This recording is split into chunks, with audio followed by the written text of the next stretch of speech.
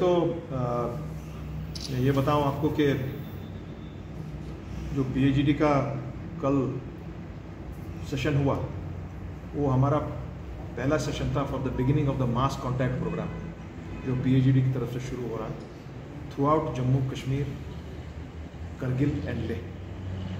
सो कल उसको हमने उसकी मास कॉन्टैक्ट की शुरुआत की कि ये जो इस वक्त एक ज़ोर ज़बरदस्ती का माहौल बनाया हुआ है यहाँ पे बदकिस्मती से मरकज़ी सरकार की तरफ से, तो और उसमें बहुत लोगों को बहुत डर, बहुत एक खौफ जैसा बैठा हुआ है और बड़ा हाई हैंडेड तरीके से मामलात को संभाला जा रहा है, निपटाया जा रहा है और जिससे एक आम शहरी में उसमें वो खौफ और डर है। हालांकि वो मीडिया में भी है, आपको खुद बजाते खुद मालूम है कि आप फ्रीली उतना नहीं कर सकते हैं जो एक मीडिया का रोल होता है, you can not do that. और जैसे प्रेस के हमारे जो इलेक्ट्रॉनिक मीडिया को छोड़कर जो अपना प्रिंट मीडिया है उन पर भी बहुत प्रेशर्स हैं। सो इन सब चीज़ों को देखकर और जिस तरीके से लॉ एंड ऑर्डर को मेंटेन किया जा रहा है उनको देखकर हमने ये सोचा कि नहीं, ये आपको इस लीडरशिप को सामने आना पड़ेगा और पूरे डिस्ट्रिक्ट्स में जितने भी हमारे डिस्ट्रिक्ट्स हैं यहाँ के, अपनी स्टेट के पूरे, उनमें जाकर और सबसे अहम बात जो PhD की बनी, ये एक मोमेंट का PhD ने शेप इख्तियार की और इसका बुनियादी मकसद है कि रेस्टोरेशन ऑफ 370 एंड 35A, उस पर कोई कॉम्प्रोमाइज़ नहीं है। स्टेट रूल वगैरह सब कुछ ठीक ठाक है, वो चलता रहेगा, अलग मामला है, बट द बेसिक प्रिंसिपल जिस पर PhD ने फॉर्मेशन ली है 4 अगस्त 2019 को, that is for restoration of 370 and और 35A। और उसके लिए हमारी अपनी एक विंग अलग से काम कर रही है। बहुतों को ये खदशा है कि ये शायद अब सुप्रीम कोर्ट में चला गया, ये मामला ये ठंडे बस्ते में पड़ेगा। ऐसी बात नहीं है। We are fully aware, we are conscious कि क्या करना है, किस तरह से इसको आगे बढ़ा के, और किसी न किसी दिन आप इंशाल्लाह देखेंगे कि इसकी हेयरिंग शुरू हो जाएगी। और जैसे मैंने कल भी कहा कि 370 35 ये कोई मामूली चीज़ नहीं है, ये कॉन्स्टिट्यूशन के बेसिक प्रिंसिपल्स में से एक, कॉन्स्टिट्यूशन का एक बेसिक जो खंबा है कॉन्स्टिट्यूशन का, ये स्ट्रक्चर है उसको आप इस तरह से हटा नहीं सकते हैं। और डन इट अनकॉन्स्टिट्यूशनली, इलीगली, इरैशनली, और इसको आपको रिस्टोर किए बगैर कोई चारा नहीं। जिस दिन इंशाल्लाह सुप्रीम कोर्ट में ये हमारी ये अर्जी सामने आ जाएगी, मैं अपने BJP के अपने भाइयों से, जो भी दोस्त हमारे हैं, उनसे बड़े मोतबाना तरीके से कहूँगा, बुरा ना मानिएगा, जिस दिन वहाँ पे ये काम शुरू हो जाएगा आपके सुप्रीम कोर्ट में, आपकी दुकान यहाँ जम्मू कश्मीर स्टेट में बंद हो जाएगी। कि डिलिमिटेशन की जहाँ तक बात आई, उसको बड़े डिटेल में हमने डिस्कस किया है, PhD में डिस्कस किया है, और उसमें फिर ये छूट दी गई कि हर किसी पार्टी को अपना अपना इख्तियार रहेगा कि वो डिलिमिटेशन के सामने पेश हो या ना हो। जहाँ तक हमारी पार्टी का ताल्लुक था ANC का, हमने उसमें शामिल पेश होने में इनकार किया।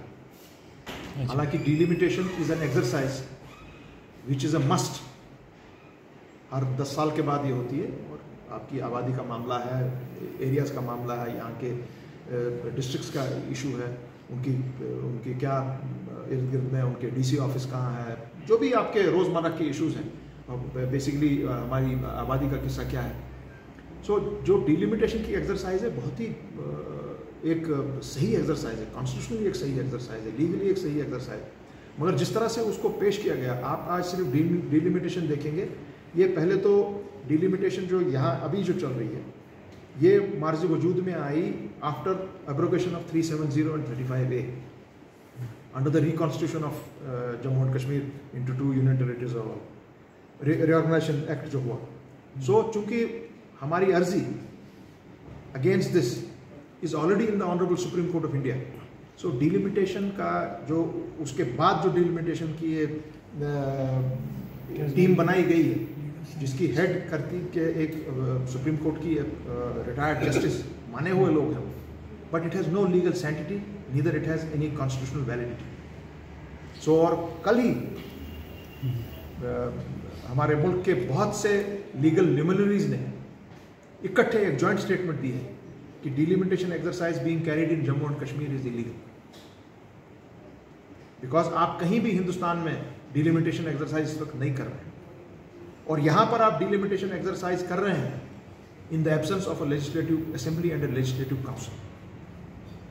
It is not permissible. जी तारेगामी साहब का जी आप क्या यूपी के इलेक्शंस आने वाले हैं, इसलिए हम लोगों पर जबरदस्त निशाने साधे जाएंगे। अभी तो शुरुआत है। कुछ ये बोल रहे हैं कि पाकिस्तान से बात कीजिए भाई। हमारा एक हिस्सा वहां है, एक हिस्सा चाइना के पास है, और ये मामला जूं का तू है, तो उनसे बात नहीं करोगे तो किनसे करोगे? तो इसमें कैसे हो गया कोई आप देशद्रोही हो गए या एंटी नेशनल हो गए? ये तो गलत बात है। I have every right as a citizen of this country. Constitution ने मुझे राइट दिया है बात करने का। मेरे बीजेपी वाले बंदे को एकदम यहाँ, क्योंकि एक मुस्लिम मेजॉरिटी स्टेट है, अगर मैं बात करूंगा आप उसको सीधा ले जाते हैं towards anti nationalism and give it a communal colour. That's wrong. क्योंकि यहाँ पे बाहर से ये लोग बात कर रहे हैं, सेंट्रल लीडरशिप इनकी बात कर रही है। मैंने सुना उनके 3-4 मिनिस्टर्स ने भी इस पे बहुत रिएक्ट किया है। अरे भाई, हमारे बॉर्डर्स यहाँ हैं, यहां से गोला गिरता है तो वहीं गिरता है ना, कश्मीर पे ही गिरता है। वहां से जो गोला गिरता है तो वो यहां गिरता है ना, इनके ऊपर तो नहीं गिरता है बाहर। तो अगर हम बात करते हैं कि भाई साहब जरा बैठिए, इनके साथ बात कीजिए, करना क्या है? आफ्टर ऑल हमारी तीन जनरेशन ऑलरेडी खत्म हो गई है इस मामले में, तो इंटरनेशनल कैसे हो गया? आप जिस तरीके से यहाँ पे अपने ही फ्लैग की, हमारे ही फ्लैग की बेहरमती करवाते हैं, under the barrel of the gun आप झंडा चढ़वाते हैं, हालांकि यहाँ पे हिंदुस्तान का तिरंगा 1947 से लहरा रहा है। ये क्या बात कर रहे हैं कि आज से लहरा है क्या? वो ये गलत तासुर देते हैं पूरे मुल्क में, क्योंकि इनका इस वक्त अनफॉर्चुनेटली फॉरेन पॉलिसी भी फेल हो गई है, लोकल गवर्नेंस फेल हो गई है।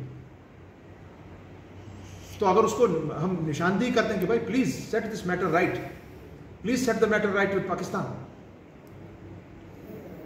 पहले तो 5 अगस्त 2019 से पहले आपका इशू था, you have to only deal with Pakistan. After 5 August 2019 you have to deal with China. That is a reality. तो भाई हम यहीं रह रहे हैं, 150-200 किलोमीटर दूर पे चाइना है, तो मैं बात नहीं करूंगा तो क्या करूंगा? तो मैं कहां से देशद्रोही हुआ? ये बात है। अच्छा होने चाहिए।